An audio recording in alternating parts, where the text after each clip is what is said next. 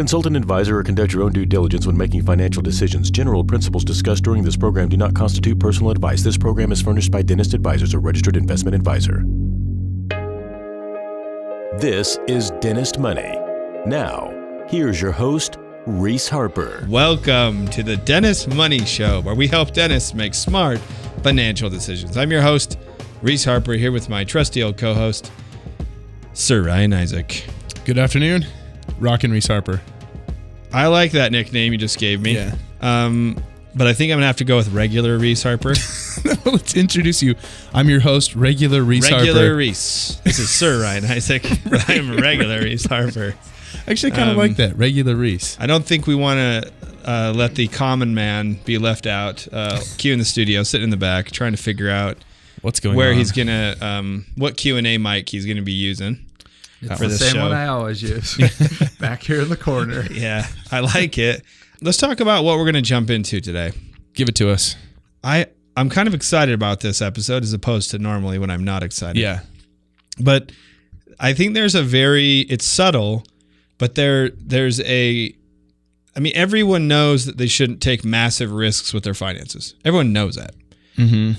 But what's kind of crazy is how many big risks people actually take and kind of don't realize they're taking big risks. There's a misconception that if I kind of stretch a little bit and push down the gas pedal in this one area or take a risk here, there's going to be a huge payoff. Right.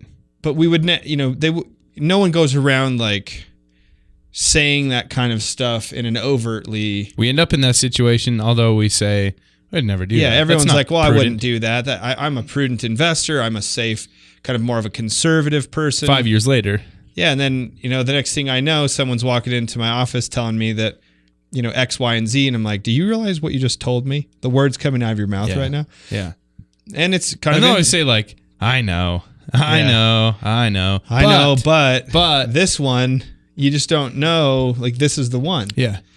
And so I think what we're going to talk about today is that there's a lot of confusion sometimes in our own personal financial decisions about when we should take that risk. And there are risks worth taking, and there are risks worth pursuing and bets worth taking. And it's really hard sometimes to know when in what context we should push down the gas and in which situations we should probably put on the brakes. Mm-hmm. Let's start by talking about a bet that really paid off, and then let's talk about a bet that didn't pay off. I'd like to turn the time over to you, Q, to tell the story about the bet that paid off. Because this is a story that you actually went out and found yourself, which I was impressed by. So you want me to tell the story? Yeah, I want you to tell the story. All right. So guy named Fred Smith, he started a little shipping company you may have heard of called Federal Express. Mm-hmm. Some people call it FedEx. He should have named it Federal Express. Yeah. So legend has it, and this is according to one of the company's executive founders named Robert Frock. In the early days of the company, Fred Smith took the company's last $5,000 to a Las Vegas blackjack table. Had a kid. After the company was denied an important business loan. And the way Frock tells the story is, I asked Fred where the funds had come from, and he responded, the meeting with the General Dynamics board was a bust, and I knew we needed money for Monday. So I took a plane to Vegas and won $27,000. Yep. And I said, you mean you took our last $5,000? How could you do that? He shrugged his shoulders and said, what difference does it make? Without the funds for the fuel companies, we couldn't have flown anyway. And it was not much, but it came at a critical time and kept us in business for another week. Crazy. Crazy. And for those of you who do not know, last year, FedEx reported over $50 billion in revenue, which is it's an exponential multiple of $5,000. It's kind of, but still within the family. Crazy to think though fractions. that someone took 100% of their operating capital, everything the company had, and it said like that was the solution. Do you know in what year that roughly was? Approximately like $5,000. Yeah, it was in the 70s sometime. So that was still like not a lot of money. No. Like the fact that FedEx, took its last $5,000. Well, and he said it got him through the next week. So Yeah. they turned $5,000 into 27, but that it only lasted him a week longer. I mean, Yeah. imagine those early days. That's cool. Good for him for taking a speculative risk that paid off and kept the company in business. Kept FedEx being FedEx. Let's talk about a bet that didn't pay off. How about you tell my favorite story? So this is a story in the late 90s. Ye old company of Motorola. Are they still around? They still doing stuff? Oh, yeah. Jeff's cell phone. He has a little flip phone. That's what I thought. I saw Motorola. His, no, they're still. His Yeah, wife anyway. lets him have a flip phone still. which is Motorola, nice of her. so this is in the late 90s. They invested $5 billion in a satellite phone system or company called Iridium. I think that's what it's called, Iridium. And what they're going to do is they're going to build and launch this network of satellites and give wireless service around the world. A couple problems here. The cell phone business had kind of started to take hold, so the satellite, which was different than the cell phone business, was not as useful as this new cell phone industry. But number two, the technology was dependent on direct line of sight with the satellite and the phone, which means if you were in a car traveling, no go. In a building, you couldn't have service. You basically had to stand outside and point your brick device to the sky, and that's what they put $5 billion into, that people would do that. In hindsight, it doesn't make sense, but at the time, it In made 1997, a lot of sense. it made a lot of sense. They had forecasted out of all of this that in the first year they'd have 500,000 subscribers, and they only ended up getting 10,000 people to sign up. So kind of a slight forecasting error there. And then they ended up filing for one of the largest bankruptcies in all of U.S. history at that time. The funny thing to me is, who were the 10,000 people that signed up for the satellite phone? I know Who were the exactly people that were who they are. Okay, I mean, is this I know where the aside exactly comes? who they are. They were all in Idaho. They all had line of sight. They were all living in Idaho and out in their farms, and they had direct line of sight to the moon, the sun, and the stars with no obstruction. That's the truth. Really? Well, I don't know if that's all 10,000 of them. But there was most a- every farmer I knew had a Really? Motorola phone. And it was in a case in the back of his truck. Oh, no They way. would go out in the field and be like, pull out the old sat phone and chat, because there's no buildings and such. So I could understand how Motorola would have gotten it wrong.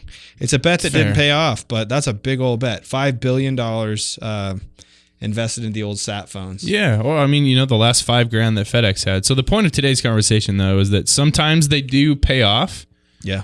and sometimes they don't. And really smart people with a lot of information still get it wrong. The reality, though, and we talk about this with clients sometimes too, the reality of being a dentist and the nature of being a dentist, if you start this early enough in a career, I guess that's the caveat, is that the amount of income and potential savings that you should have over your career is enough to not make you or force you into taking large bets. You don't need to. Yeah. And we talk about this a lot with healthy savings rates and controlled spending and monitored profitability and watching a net worth grow at a certain pace. I mean, you don't have to take big risks when you have the potential to earn the kind of money that dentists do. It's just not necessary unless you've procrastinated some things or put off some of the other behaviors that put you into that situation where you need to. But we're going to talk about maybe some ways, 2 or 3 ways that dentists tend to take big risks, put off some of the other things and take big risks. Let's talk in about their the career. big bets.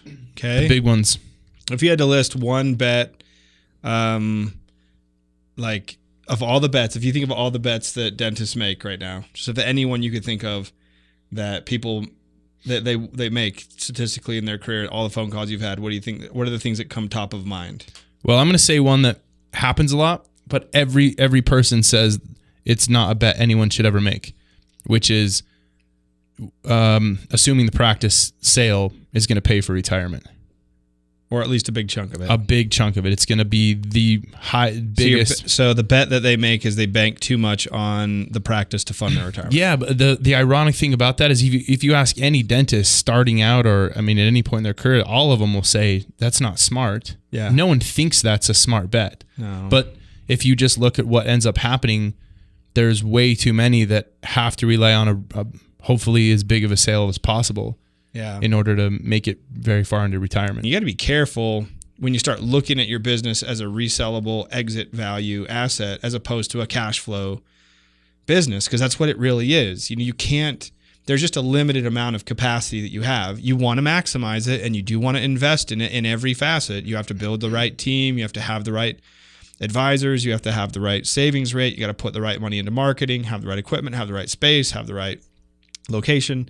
All that matters, but the difference between spending lots of money on your business and just a little bit or a modest amount probably doesn't change the value a lot, because you're limited by your own by a lot of other things and all these other factors. And so kind of worries me when too many people are placing too much emphasis on that exit. Because I was just thinking, by something else you said, by the nature of what a dental practice is, it is a cash flow opportunity, you know? Exactly. And so, I mean, unless you're in the multiple practices and groups where you're selling for higher multiples of revenue, then it really, like, the biggest benefit you get out of it is cash flow. And I think it's okay. I don't know. I think it's okay to view it like that sometimes. And I don't think it's wrong in every scenario where the person says, you know what, I kind of just want to let this thing go as long as I can, and I'll just slow down. Yeah. And I love my work. Yeah. And I'll go from 5 days to 4 to 3 to 1, and I'll trim back, and I know I can't sell it. I know eventually I'll just shut off the lights and walk out. Yeah. The point is, great, you know, because it's better than any other job you can go get through retirement and work part-time, but you have to acknowledge that early on and start preparing for that fact, and know that, I don't know, would you say that's more common than someone who ends up selling at peak valuation? Well, yeah, I would say it's more common for sure. I don't know that it's optimal. I mean, there is a point where if you can get a bird in the hand by selling your practice and have that lump sum of cash in your pocket, that's better than extending out the risk, we'll call it, of what may or may not end up happening. But I mean, for most people, let's say you're selling a business for 60% of collections and you're doing $1 million, you sell it for 600. If you're doing 1.5, maybe you're able to sell it for, 8.5. And so if you sell it for that much money, and then you look at how much money you're earning every year just working, I mean, how many years? What's the trade-off? Would you have earned that kind of money? How many years would it have taken you to earn that same amount of money? Yeah. 3. Yeah. Now you're taxed differently on it, so it's a big difference. Like, you're taxed differently on selling the practice than you are earning the money. Earning the money, you're probably going to pay 35 to 40 cents in tax, where selling the practice, you might pay 20 to 25 cents in tax on selling it. So it's not just I could just work for 3 years and earn the same as selling it. Mm-hmm. It's not that simple, because it's probably more like you're going to have to work for 5 years or to make up the 6 difference in years. tax, after tax money. And all of that's highly dependent on the value of the practice. But I think it makes sense to try to build up your retirement independent of the practice sale, then sell the business at a peak valuation, and not go those last 6 years of working unless you have the option to do that and you just really want to. But it's probably not financially, it's a little more risky to do that, because you might not realize the same amount of cash. And if you get hurt, or if you slow down, or if you have new competitors that come in with nicer buildings and nicer spaces and better locations, I mean, you could end up seeing. And how often have you seen that? Someone's in the last 10 years of their career, and they were the guy in town for so long. Yeah. And now, like, it's declined significantly, in like the most crucial time when they thought, I'm going to be selling at this peak. Yeah. We've seen that a lot. This actually happened to me on Monday, where I had a conversation with someone who actually was buying a practice from an older doctor. This was a phone call that came in, and they're just like, what should I pay for this practice? Because it's not really like a thriving practice. It's one where you mentioned the person, the doctor. I almost said surviving doctor. Like this, Been studying estate planning lately. Yeah. The doctor that the practice was going to be purchased for was, I think, 74. And so it ended up being a very, very small purchase price. It just a small lump sum of money and a small buyout. And it was kind of surprising, because what made this doctor stick around, I think, was lack of clarity around whether he had enough money. So he just kept working and kept working and kept working, But his practice went from the doctor that sold. I mean, his practice went from very healthy, probably to almost nothing in his mid 60s to late 60s. The practice was very healthy, probably not as healthy as it was in his early 60s, but to where it was almost worth nothing, you know. But he couldn't sell the practice with confidence until that point because he really didn't have closure on whether he was going to be in a good financial situation. And I think that's the challenge, you know, and I feel for people that are in that situation where it's like, I just don't really know if I can afford to stop. My finances are kind of a mess and I have stuff all over, and my financial guy tells me I'm going to be okay. But then when you ask them what that means, they're like, well, I don't really know. I've got this one account here and I got this one account there. Yeah, I think returns have been good. I think things are okay, but I'm like, well, why aren't you stopping then? Like, why aren't you selling the practice? Why aren't you leaving? Yeah. I think it's hard for people to get to the point where they're like, yeah, I have enough. I'm ready to quit. Yeah. I'm okay. And because you can still come in and work as an associate like a day a week if you just want to come in and work. If you want to hang out and work for someone else or just keep your hands, going and keep your mind active. Like, there's plenty of jobs. I just think that sometimes it's hard to see people continue to work late into their careers because there is a point where that practice was worth probably its peak value. It made sense to sell it. Why? Because you'd been investing in it for 20 plus years. Heavily, yeah. So why not take it at that peak value when your tax rate will be the lowest? You know, the capital gains tax rate is going to be lower than earning the money. I just think it's an overall much better decision. I think you should just look at your practice as an asset, and your financial planning should include that. And you should always be looking at the value of that asset. Yeah. And a good financial advisor looks at your net worth and looks at all your assets, including your practice value, and says, oh man, this practice has been declining in value for like the last 3 years. What's going on? You know, like, or 2 years in a row, we've seen collections decline. There is a point where it's optimal to sell. Well, that'll affect, I mean, I think about that from an investment advisor standpoint. If we're banking on a big lump sum cash out on selling the practice, which becomes after-tax liquid money, if that starts getting smaller and smaller and smaller, our dependence on other assets starts getting greater and greater, you know? Yeah. And that would affect, if the 401k and the profit-sharing plan we've been putting money into, suddenly I now need it 10 years earlier than I thought because the practice sale is going to be so much less. That changes a lot with the way we invest the money and how much we're choosing to put in there and the type of plan we even set up, you know? If I had to say, I gave you a chance to say what bet you think it is, and you're like, they bet on the practice, like being the biggest exit asset. Oh yeah, I already did give my answer. Yeah. Oh cool. Let's turn the tables. My bet is they bet on really weird businesses that don't have anything to do with what they do for a living. I like this subject. And I don't know why. I'm just always surprised at the phone calls I get. Like today, I've gotten 2 phone calls just today for separate business ideas from dentists based on things they were asked to do in their neighborhood by someone else. Okay. One of them today was to become a mortgage lender for a bunch of houses in their neighborhood.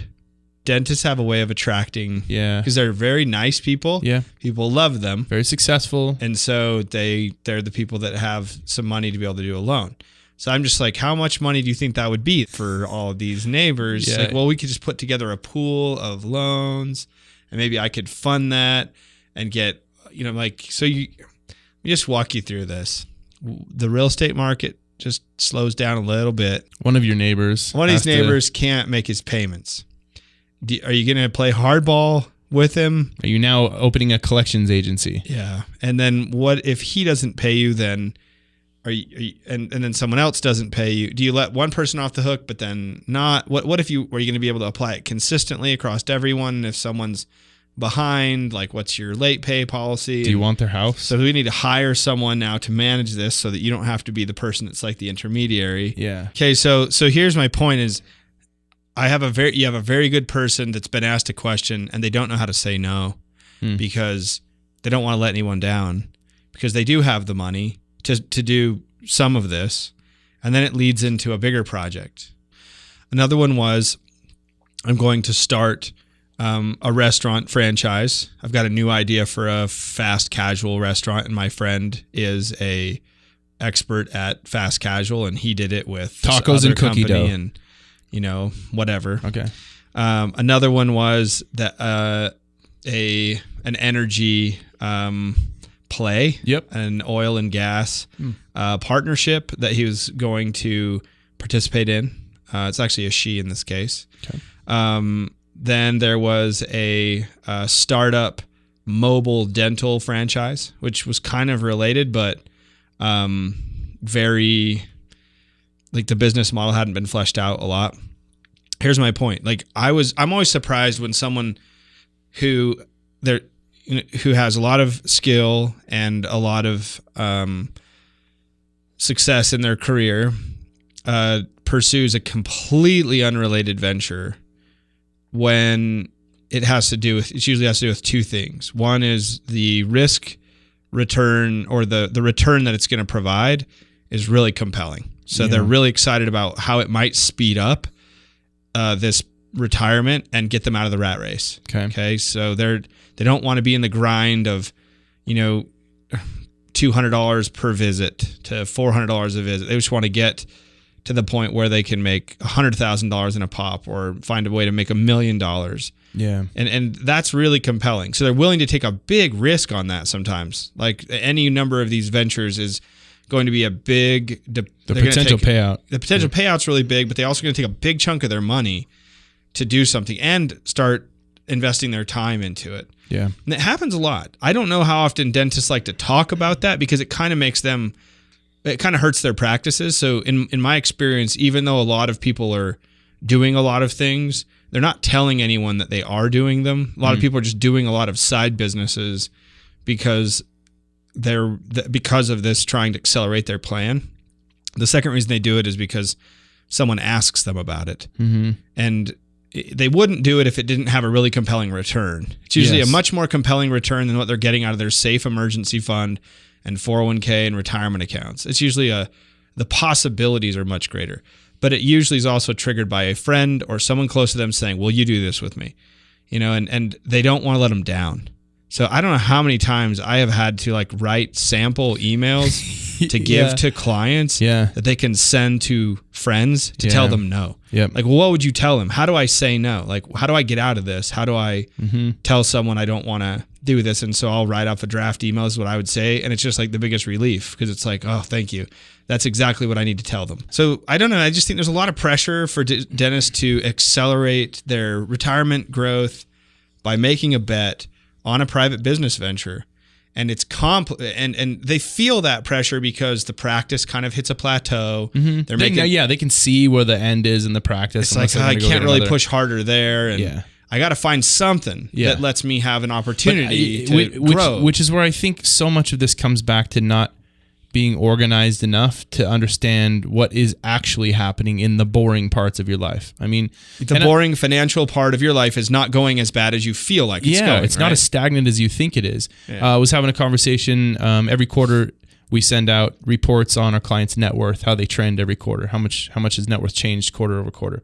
And I was having a conversation with a client about their debt, and the feeling when debt is in the hundreds of thousands of dollars is that it never goes anywhere. It never changes. Yeah, it's never moving anywhere. Yeah. The crazy thing is, though, as we just look at this report, debt's going down. It was going down like $40,000 a quarter. You know, I'm like, did you realize it's almost $200,000 a year? Yeah, you realize how much debt you're paying every single year. It's like $160,000 of debt that's going from minimum payments. Yeah, and she was like, "Oh, I had no idea. Actually, I've never thought about it that way. I always just thought minimum payment. The statement comes back and it's literally like $100 less. I don't even know. You know, you don't." And so I think part of this problem is that it's easy to jump onto something that seems like it's the big ticket out and the fast way out if you don't understand that you already are making progress. Saving money and having a good savings rate and keeping good profitability and putting money into that retirement plan and paying off your debts, even if just their minimum payments. I mean, you're making progress, Yeah, and a lot of it, yeah. It's just surprising. So I think some of it just kind of goes back to not feeling organized enough to know how to quantify that. And so you just feel like everything else is stagnant. Like you said, the practice isn't growing. 401k is not going anywhere. Yeah. Debts are up. So I would say just some takeaways here that I think are really important. Focus on building your own business. If you can get to the point where you have a steady flow of new patients and your practice is healthy and you're operating at kind of peak efficiency, it's okay to sort of see collections just stay at a similar level for a long time. That's fine. I mean, you don't have to be like pushing higher and higher. Once upon a time, that was the dream. Yeah. Yeah. At some point, like holding your collections at a healthy level and seeing them kind of increase just modestly while you're making a lot of money is a great way to retire yourself. That's instead of you selling your practice, you're harvesting it just year by year by year. You're just showing up and doing the work, and you're actually receiving the benefit from that. Mm-hmm. There's nothing wrong with that, and that's still very entrepreneurial. That's a great way to go about doing things. I would only put money into side ventures when you've achieved a pretty meaningful, for most people, this is good advice for most people. Once you've achieved financial independence, meaning you have enough money to retire, then it's a different equation when you start thinking about side ventures. If you're highly entrepreneurial and you just can't stop yourself from doing side businesses along your career, which I do have some clients in that situation, then make sure that your savings rate's at least 20%, meaning you're putting 20% of your income, your gross income away into both your savings, and that can include some debt reduction, some extra payments. I mean, 20% of your gross income should be going to kind of no-brainer growth, liquid investments, and long-term stuff. Plans. If you're doing that and you still have extra money, then you can then just be very careful about the things you try to spend your time on. Make sure you know what you're doing and you have a lot of experience in a given area. Well, I would say protect that too. I mean, it's not just about having excess money to put into something, but if it also is going to start detracting from that business that took so much time to build and sustain, be careful of that. Yeah. In most cases where people get extraordinarily rich from big ideas that happened in a really short period of time, the truth is that most of that was luck. It's not skill that drives a lot of those things. And any entrepreneur will tell you that if you got disproportionately wealthy in a very short period of time, there's usually a lot of luck and what we call market inefficiency in that transaction. Instagram was a multi-billion-dollar company within 2 years. That's not normal, and that's not entirely skill. There were a lot of really high-quality photo sharing applications. Yeah, there were. There was a lot, and we'll get into the story at another time, but there was a lot of reasons why that transaction happened that didn't have to do with the quality of the application.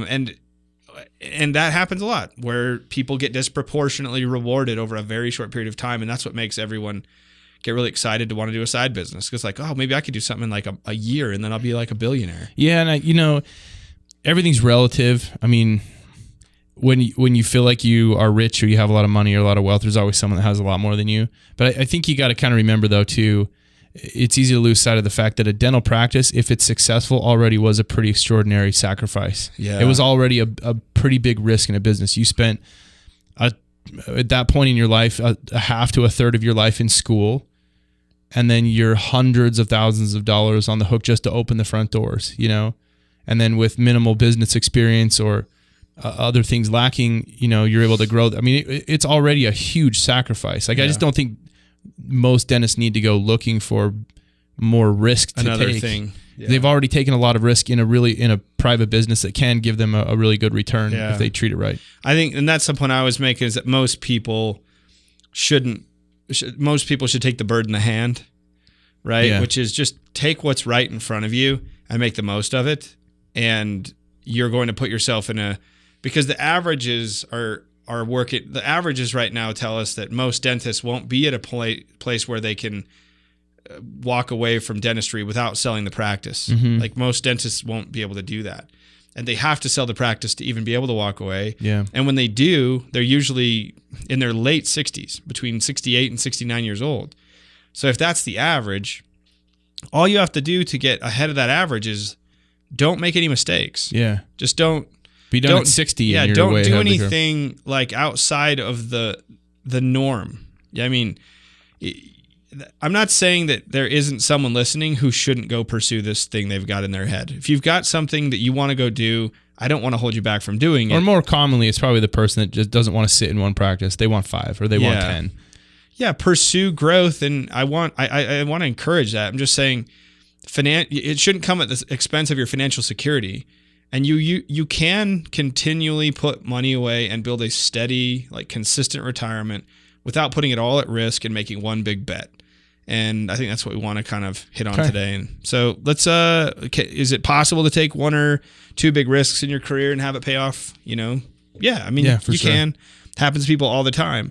But in most cases, there's a lot of luck involved, and there's a lot of what we call market inefficiency, and that just isn't something you want to bet on. And so I like taking risks with money I can afford to lose, and that's where that kind of rule of that 20% that we mentioned, I think is a helpful guideline. It's a good benchmark. Okay, well, let's wrap it up for there. We would really love for everyone listening to leave us. What would that do? How many reviews would that be if everyone listening actually left a review? We would love a review. Thousands. That'd be thousands of iTunes reviews. Probably not going to happen. We'd love a few iTunes reviews. Yeah. That'd be great. On whatever platform you're using, just go into that platform and leave us a review on the podcast. We'd love it. If you want to talk to us, you can go to our website at dentistadvisors.com. You can schedule a free consultation at the link at the top of the website, or call our phone number, which is 833-DDS-PLAN. Really clever and fancy. Just go ahead and call that number, and we'd love to hear from you anytime. Don't call us from your Iridium satellite phone from Motorola. Yeah, good luck. Carry on.